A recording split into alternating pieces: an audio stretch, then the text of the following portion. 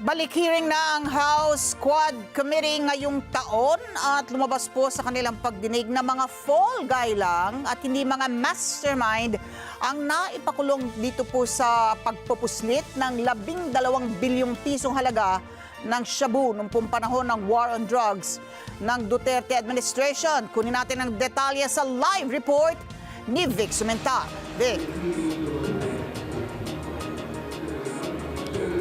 Ali, sa ikalabing-apat na pagkakataon ay muling itinuloy ng Quad Committee ng Kamara ang isinasagawang investigasyon kaugnay ng mga isyu ng extrajudicial killings, illegal drug campaign ng Duterte administration at saka yung isyu ng Pogo maging ang isyu ng human rights violation.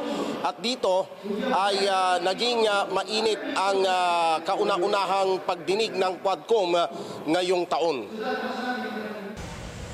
Nagkaroon ng maling pagpapataw ng hustisya sa mga nasangkot sa pagpapalusot sa bansa ng 12 bilyong piso na halaga ng shabu nung kasagsagan ng war on illegal drugs ng nakaraang Duterte administration. Itong inihayag ni Surigao del Norte Congressman Robert Ace Barbers, ang chairman ng House Committee on Dangerous Drugs at overall chairman ng House Quad Committee. Sinabi ni Barbers sa ikalabing-apat na pagdinig ng Quadcom ng Kamara, ang mga nakakulong sa pagpupuslit ng shabu sa bansa ay mga fall guys lamang at ang mga masterminds sa shipment ng illegal na droga ay nananatiling malaya. Ang mga pagpuslit ng toneladang droga na nagkakahalaga ng mahigit 12 bilyong piso na ibinintang sa mga maliliit na tao ay isang kahina-hinalang hakbang upang pagtakpan ang mga tunay na may kinalaman. Binanggit ni Barbers ang kaso ni na Mark Taguba, Fidel Anoche D. at Jimmy Guban na nahatulan na ng korte, subalit kung tutuusin, hindi sila ang masterminds ng pagpupuslit ng shabu sa bansa. Si Mark Taguba, isang batang-batang negosyante na sumasalo lamang ng mga pinarating ng mga nag-angkat o importer ng mga bagay-bagay kasama na ang illegal na droga.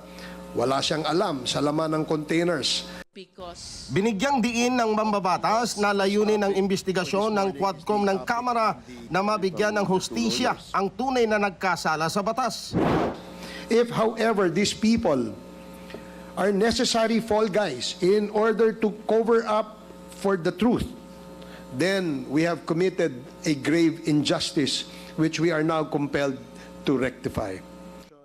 Iginit ni Barbers, kailangang mapanagot sa batas ang mga tunay na personalidad sa pagpupuslit ng illegal na droga sa bansa. Ali, dito sa huling bahagi ng isinasagawang investigasyon ng Quadcom ay nagkinompronta na ng dalawang chairman ng Quadcom, sina Congressman Dan Fernandez at Congressman Benny Abante, itong si dating Mandaluyong City Chief Police Colonel Hector Grijaldo, na kung saan ay nagkaroon ito ng pagbawi ng kanyang deklarasyon dito sa Quadcom nung humarap ito sa Senado at idiniin ang dalawang chairman ng Quadcom na siya umano ay pinersa. Kaya siya nagkaroon ng statement na nagkukorroborate doon sa statement ni dating PCSO chairperson, retired Colonel Rowena Garma, na kung saan kasalukuyan na nag-iinit itong mga kongresista dahil sa pagsisinungaling. Sa ikalawang pagkakataon ay na-cite for contempt na naman itong si Colonel Grijaldo at siya ay ililipat ng kulungan mula dito sa detention facility ng Kamara, ay ililipat ito sa kulungan sa Station 6 ng Quezon City Police Station na nasa harap mismo ng Batasan Complex dahil doon sa kanyang pagsisinungaling na laging iginigiit ang kanyang karapatan, yung right against self-incrimination, dahil siya ay tinatanong tungkol sa nilalaman ng mismong kanyang affidavit na binasa sa investigasyon ng Senado.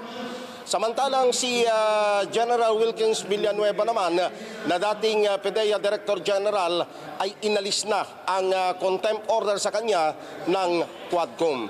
Balik sa inyo, Ali. Vic, itong binabanggit ng Quadcom, particular si Congressman Ace Barbers, na nais nilang itama itong tinatawag nilang grave injustice na ito dahil maliliit na tao lamang nga ang napanagot dito sa 12 billion shabu na naipuslit sa bansa. Paano nila balak gawin yon na itama ito?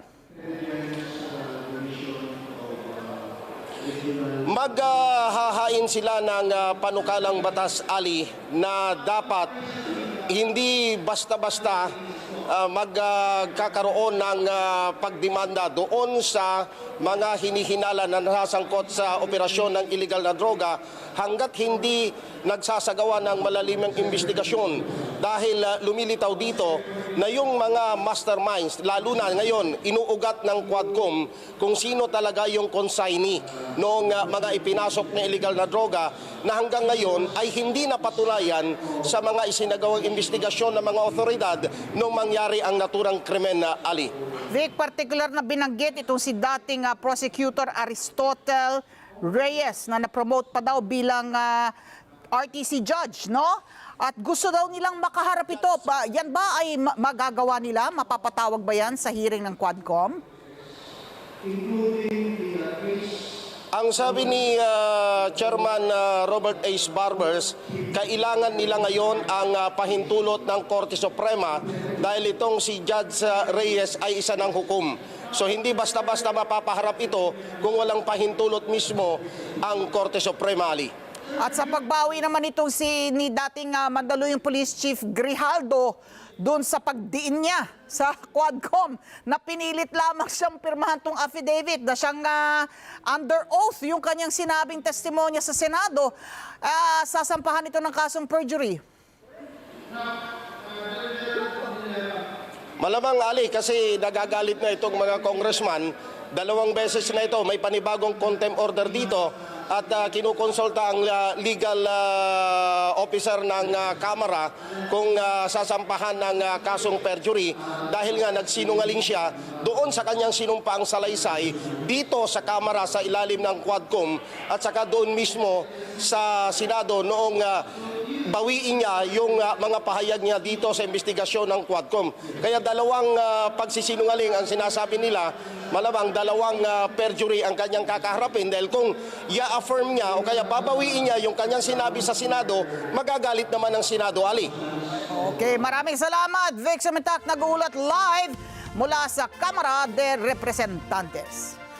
Maraming salamat sa inyo pong pagsubaybay sa Mata ng Agila Primetime.